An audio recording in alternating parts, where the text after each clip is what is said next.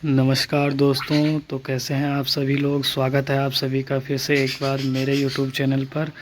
और आज से हम जो है एक नया टॉपिक स्टार्ट कर रहे हैं। ठीक है, हमने एक सीरीज़ चलाई है 30 डेज़ की, जिसमें कि हम आपको पूरा का पूरा जो है हिंदी व्याकरण जो है पूरा कंप्लीट कराएंगे। ठीक है, तो इसी में जो है हमारा आज ये लेक्चर 3 है, जिसमें कि हम बात करेंगे एक नए टॉपिक की। ठीक है, शुरुआत करेंगे इसकी। और इस टॉपिक में हम क्या पढ़ेंगे, पूरा जो है इसमें हम पढ़ेंगे संज्ञा से अव्यय तक। ठीक है, अव्यय तक, संज्ञा से लेकर पूरा अव्यय तक जो है हम डिस्कस करेंगे। ठीक है, तो इस वीडियो में जो है हम क्या क्या पढ़ेंगे, सव्य संज्ञा से अव्यय तक, यानी कि पद के भेद पढ़ेंगे हम। ठीक है, कितने भेद होते हैं पद के, ठीक है, या प्रकार कह लीजिए आप।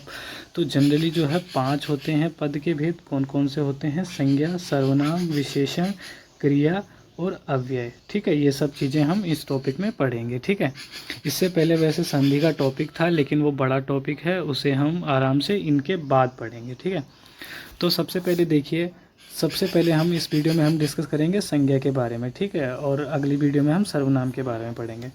तो संज्ञा क्या है, जनरली ये सबको पता है, बहुत कॉमन टॉपिक भी है, लेकिन बहुत कॉम्प्लिकेटेड भी है अगर आप अच्छे से इनको ना समझ पाएँ तो। ठीक है, तो इसमें क्या होता है, संज्ञा की परिभाषा सभी को पता है कि जैसे किसी प्राणी, वस्तु, स्थान या भाव के नाम को क्या कहते हैं, संज्ञा कहते हैं। ठीक है, तो संज्ञा क्या हो सकती है, कोई प्राणी हो सकता है, ठीक है, कोई वस्तु हो सकती है, कोई स्थान हो सकती है, कोई जगह हो सकती है। ठीक है, या फिर किसी के भाव हो सकते हैं।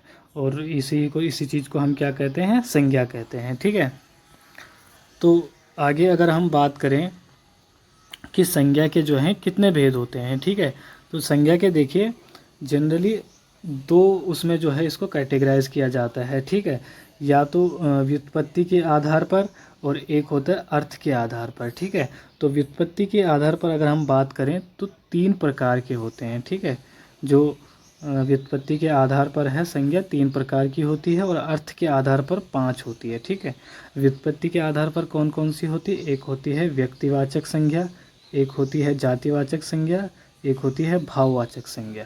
ठीक है, अगर हम बात करें अर्थ के आधार पर, ठीक है, अगर हम बात करें अर्थ के आधार पर, तो अर्थ के आधार पर होते हैं 5। कौन कौन से होते हैं, व्यक्तिवाचक संज्ञा, जातिवाचक संज्ञा, समूहवाचक संज्ञा, द्रव्यवाचक संज्ञा और भाववाचक संज्ञा। ठीक है, तो इनमें देखिए कौन कौन से जुड़ रहा है। एक तो हमारा जातिवाचक संज्ञा इधर भी है और ऊपर भी है। ठीक है, व्यक्तिवाचक संज्ञा इधर भी है, इधर भी है, लेकिन यहाँ जुड़ रहा है हमारे पास समूहवाचक संज्ञा और जो है द्रव्यवाचक संज्ञा। तो ये दोनों हमारे यहाँ जुड़ रहे हैं अर्थ के आधार पर। अर्थ के आधार पर इनको अलग उसमें कैटेगराइज किया गया है। ठीक है, तो अभी इनके बारे में हम डिटेल से एक एक करके पढ़ते हैं।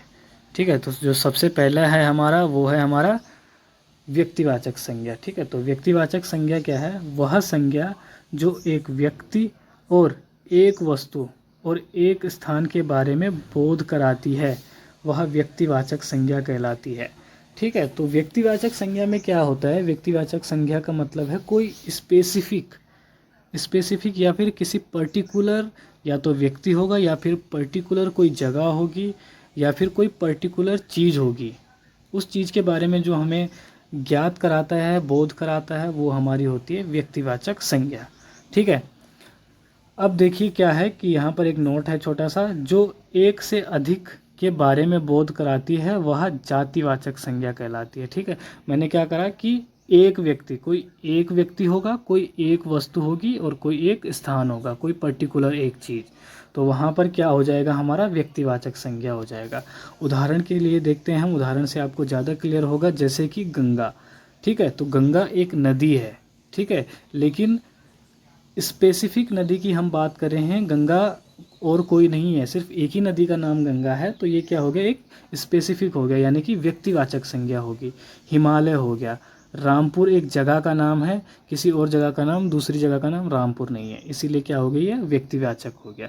ठीक है, भारत एक देश का नाम है।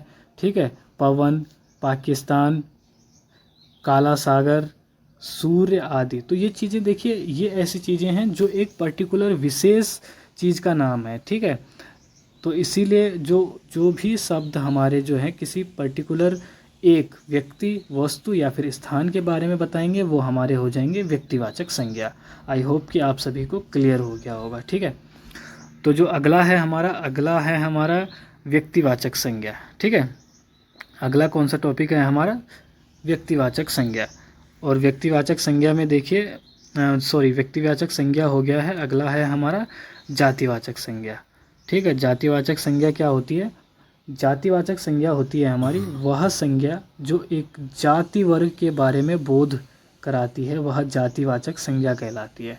ठीक है, तो ये क्या कराती है? एक पूरी जाति का बोध कराती है। पहले तो हमने डिस्कस करा व्यक्तिवाचक में क्या होता है कि एक व्यक्ति विशेष के बारे में बताती है, लेकिन जाति जो है एक पूरा जो है वर्ग के बारे में बताती है। ठीक है, उदाहरण से आप समझ सकते हैं इनको, जैसे पदों के नाम है, जैसे पद के नाम है एसडीएम और डीएम, उपसभापति, सभापति, वीडियो आदि।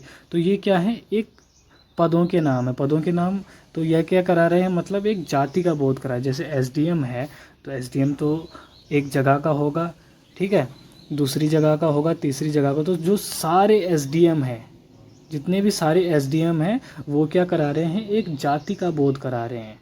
वैसे ही डीएम है। ठीक है, अगर मैं बात करूं कि सिर्फ टिहरी गढ़वाल के डीएम तो या फिर किसी और डिस्ट्रिक्ट के डीएम, तब वो व्यक्तिवाचक हो रहा है।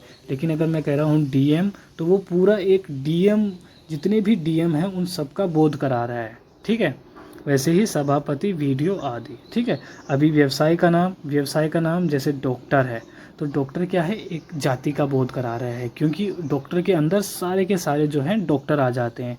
अगर मैं कहूँ डॉक्टर शुक्ला तो वो क्या हो गया? वो हमारा हो गया व्यक्तिवाचक। लेकिन अगर मैं कहूँ डॉक्टर तो वो हो गया जातिवाचक। सेम इसी तरह वकील हो गया, शिक्षक, मोची, ठेकेदार इत्यादि। ठीक है, और अगला है संबंधों के नाम। संबंध भी ऐसे हैं, पापा, दादा, दादी, चाचा, चाची, ताऊ, बुआ इत्यादि। ठीक है, तो ये क्या करा रहे हैं? जैसे पापा है तो पापा शब्द से रिलेटेड अगर मैं कहूँ कि रमेश का पापा तो वो व्यक्तिवाचक संज्ञा का बोध कराएगा। लेकिन अगर मैं कहूँ सिर्फ पापा तो वो पूरे पापाओं को जो है एक जाति का बोध कराएगा। ठीक है, आई होप कि आप सभी को क्लियर हो रहा है। दूसरा है प्राकृतिक आपदा। तो प्राकृतिक आपदा क्या है? जैसे आंधी, तूफान, वर्षा, ज्वालामुखी, भूकंप इत्यादि। ये सब भी जो है जातिवाचक संज्ञा का बोध कराते हैं। दूसरा है फर्नीचर का नाम, स्टूल, कुर्सी, मेज, ये सब क्या है? एक जातिवाचक संज्ञा है। ठीक है, आई होप कि आप सभी को क्लियर हो गया होगा। अगला है वो है हमारा समूहवाचक संज्ञा। ठीक है, समूहवाचक संज्ञा जैसे नाम से पता चल रहा है, समूह का मतलब होता है ग्रुप। तो जो शब्द हमें एक समूह वर्ग के बारे में बोध कराती हैं वह समूहवाचक संज्ञा कहलाती है। यानी कि जो शब्द हमें किसी एक ग्रुप के बारे में बताएगी, एक समूह के बारे में बताएगी, वो हमारे समूहवाचक संज्ञा कहलाएंगे। जैसे उदाहरण के लिए हम देखते हैं, जैसे कक्षा, पुलिस, परिवार, ठीक है, परिषद आ गया, इसमें सभा आ गई। सभा क्या है? एक ग्रुप है। ठीक है, मेले में बहुत सारे लोग होते तो वह क्या है? एक समूहवाचक संज्ञा है।